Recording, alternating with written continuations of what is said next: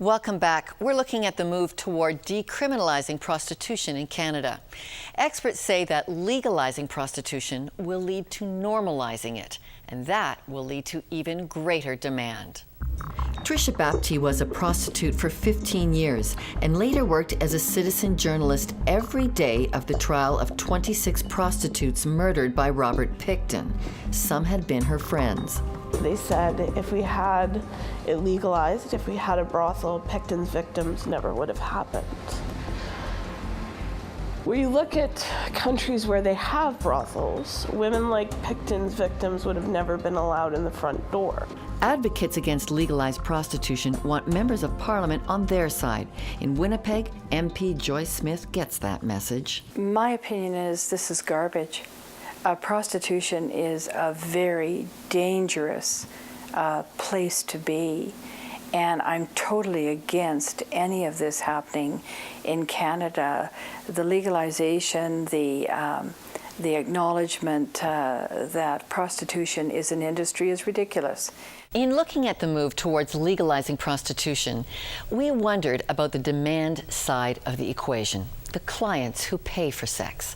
What impact does it have on their lives? And what about their families?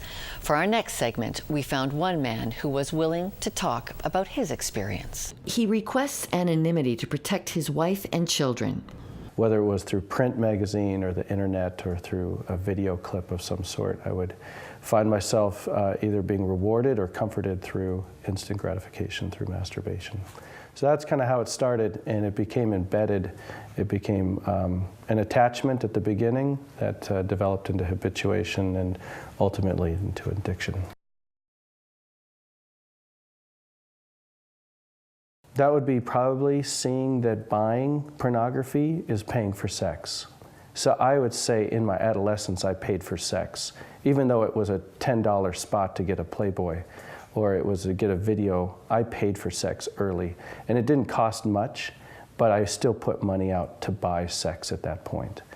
And it spiraled, and it wasn't until I was in my mid to late 20s that I started frequenting strip clubs. It's remarkably broken. I don't know this person's name, they don't know who I am, and yet you find yourself just kind of involved with this person in this sexual way that has no interconnectedness emotionally or mentally. It's just, there's some money involved and then that's it. And then ultimately, from there it led to massage parlors, and then I guess the bottom would be when I found myself soliciting a prostitute and through the internet, and found her and made an arrangement, and I walked up to her apartment and had an envelope and had cash in it and set it on the table, and then we had sex, and it was remarkably broken.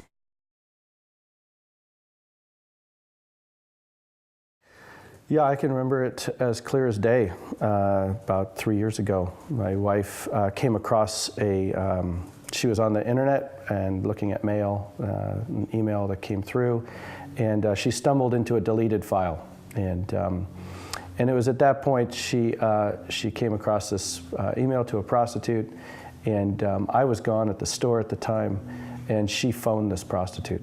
And she called her and asked her if what she found on the internet was true. And the gal confirmed it, and when I got home, she was standing by the sink, and I knew I was caught. I knew instantly. I could tell by her face. And my wife said, "What have you done?" And I said in no uncertain terms, "I've made an effing mess of our life."